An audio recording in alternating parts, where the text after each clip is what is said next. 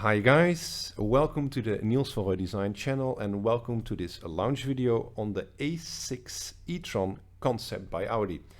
Let's have a look at this video and what Audi has to say about their own design. We at Audi have a strong philosophy regarding the exterior design. So, which manufacturer doesn't have a strong philosophy? Or which manufacturer would say we have a weak philosophy about design? It seems to me that a lot of German brands are suffering with not having a clue on how to introduce a car properly. And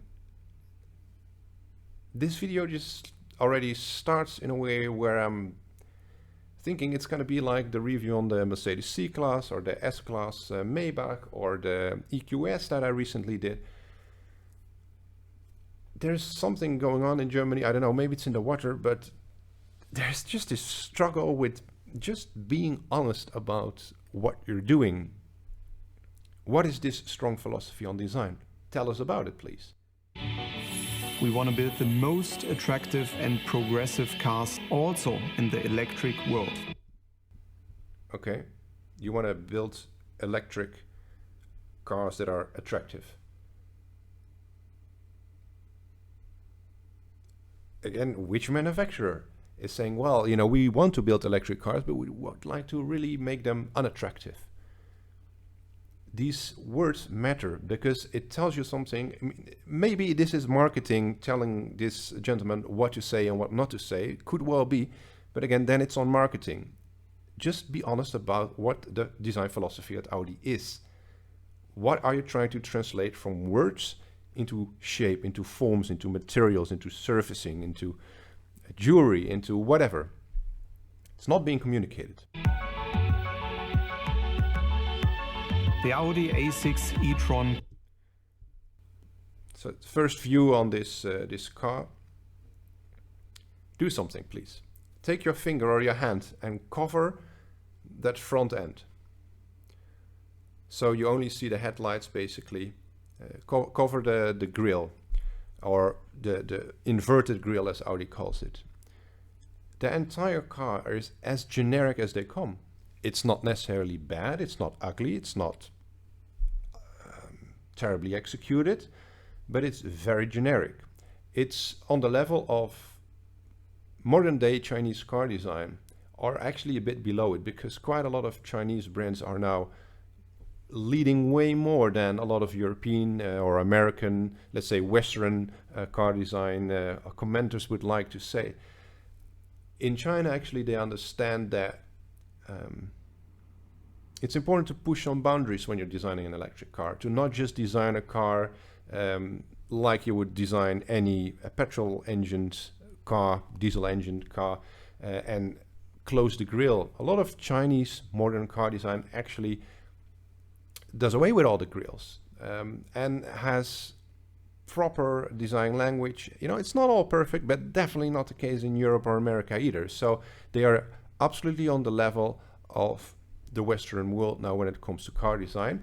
Going back to Audi, you know, this is a brand with a fantastic heritage, fantastic history, with truly magnificent models.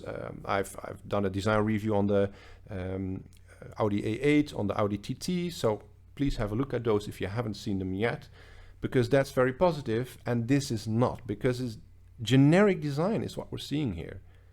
Nothing, again, like I said, cover that Audi grille. Nothing tells you here that this is an Audi. The shape of the roofline, well, sure, the fastback is something that Audi perhaps has done a few times very well, but quite a few other brands have as well, and that doesn't really communicate Audi that much, in my humble view, on this specific car, in this specific view. That bonnet, you know, the fenders on the front, the doors, the rear fenders, you know, it's generic design. That's what it is.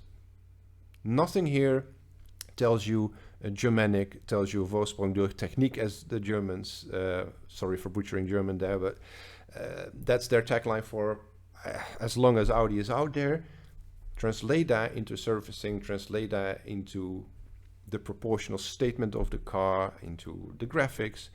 This is an inverted grille, okay, perhaps a new take, or whether you like it or not, a relatively fresh take, not overly new on dealing with the fact that you want some sort of graphic in on the nose there in front.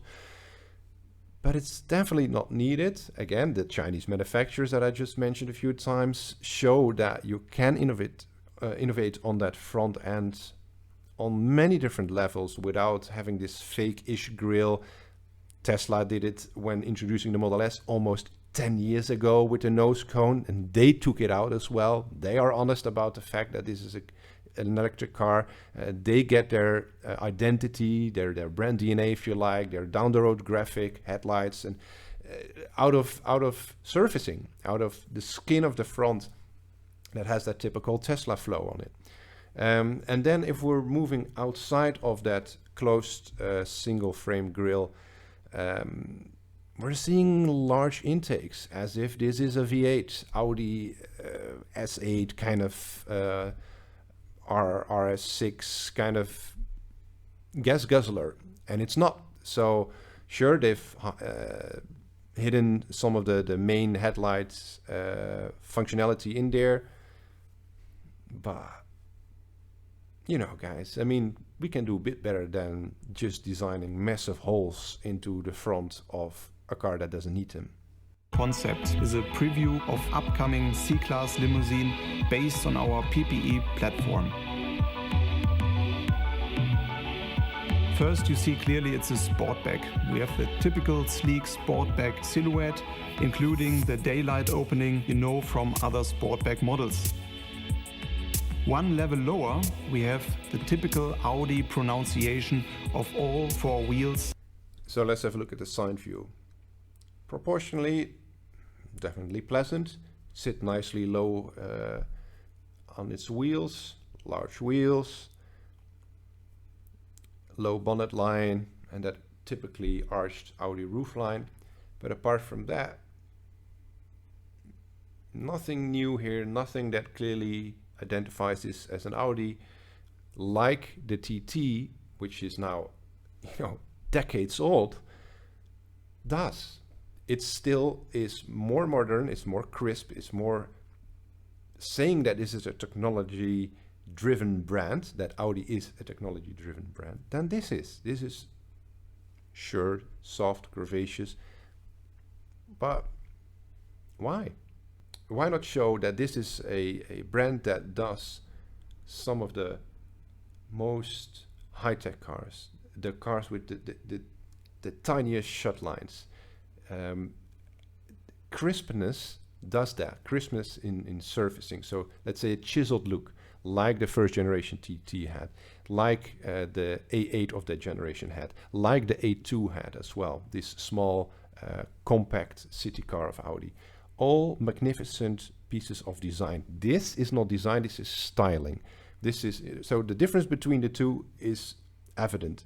Design is the holistic approach, everything from powertrain to how the people sit, to how to use this object, and then styling is in a way the sauce on top of that. And styling is very important to get right, just as design is. So design-wise, this is not overly new or in any way a revolution.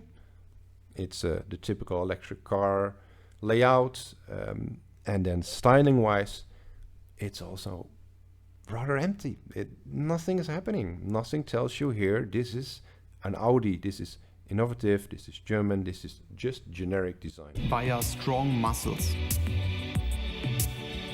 These muscles are bold modeled, but they are sculptural, integrated into the body side. And this is for us the next formal step, because it's looking quite muscular and bold, but also quite clean. The front shows clearly the evolution of our so-called inverted face.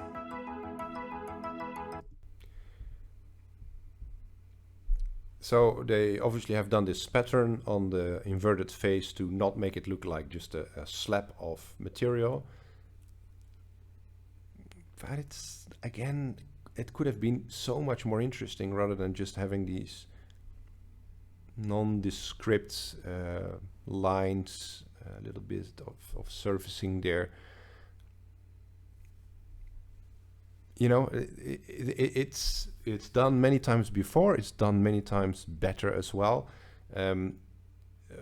by many brands. The Renault Désir concept car from ages ago comes to mind.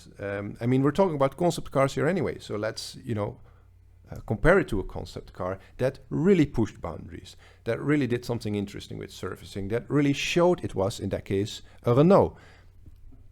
The Désir had all these clever, interesting, new additions to the Renault DNA, which was rather stuck when Laurens van der Akker came in. And it helped to push Renault into a more relevant future, design-wise, with a new design language, with new surfacing, new design details. So it's not bad necessarily to innovate, to step away from what you have, especially if it doesn't function as it should. But Audi had this fantastic DNA, and they're stepping away and doing something that's a lot more generic, that doesn't help the brand, I would say, in any way, shape, or form. I don't get it. This is now an evolution because we hide some light functions in the black mask.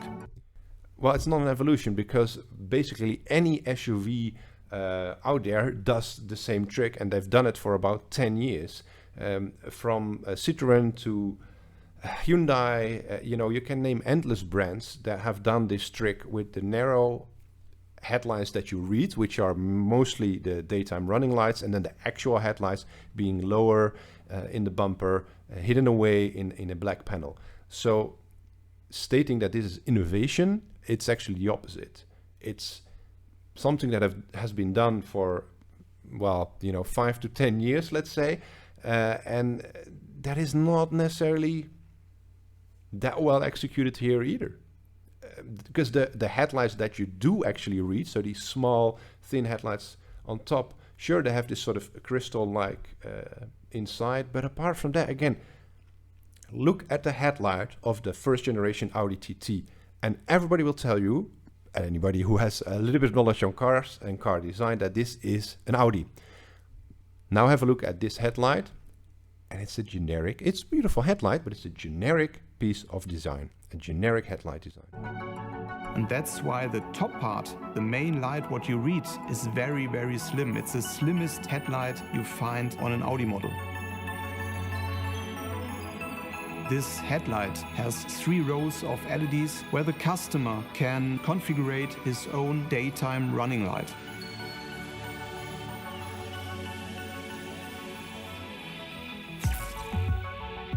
Via several DML modules in the front and the side, we project our turn indicators onto the floor. Via the projection, we communicate with pedestrians, and of course, this is for us a strong safety feature. Coming to the rear end, 2 more things are very important to mention. First, the black panel, which includes the rear lights, because it's an extension. So, just like many brands, Audi is now doing this continuous flow tail light on the rear. Yeah, I don't understand why. It has never been in the Audi lineup.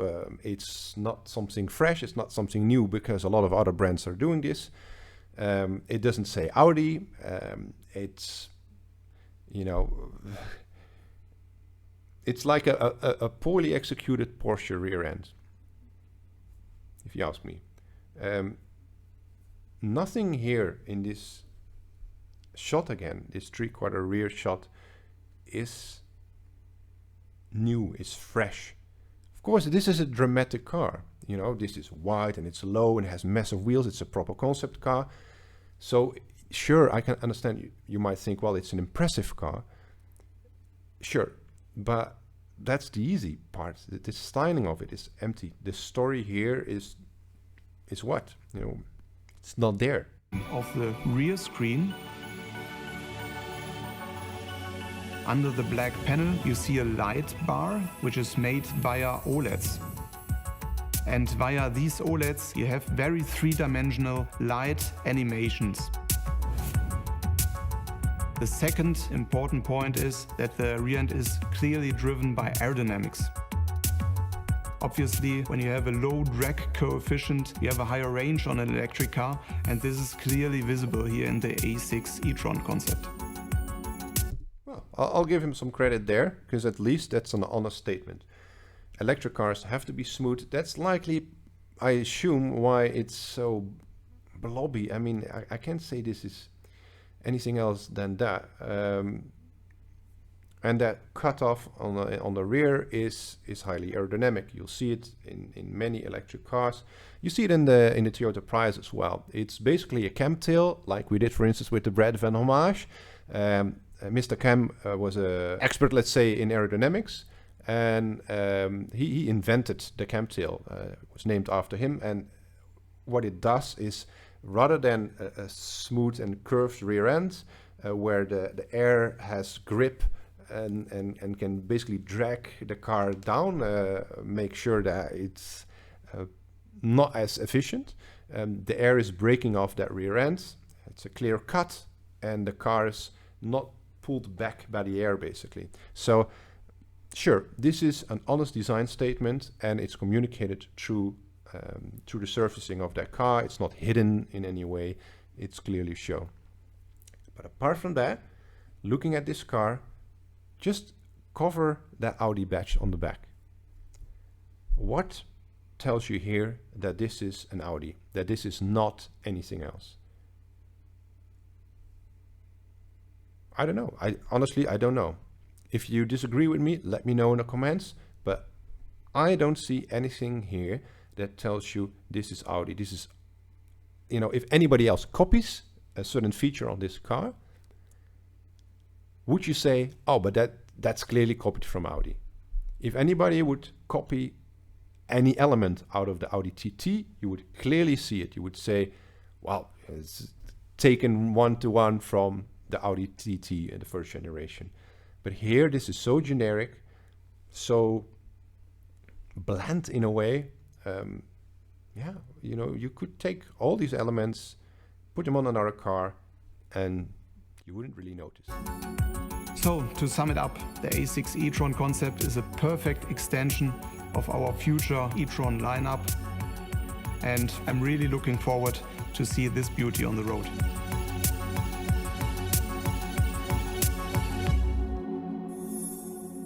Thank you for tuning in to this review on the Audi A6 e-tron concept. Do you think I'm too harsh? Do you completely disagree with me? Do you agree with me perhaps on my statement that this is a generic piece of design and it's actually not something we'd like to see on the roads in the near future? Let me know. Thanks for suggesting this car as well. It's one of the many cars that I've received a review request on. Thank you for putting these in. I truly enjoyed doing these reviews for you. So cheers for that, and I'll see you for the next video.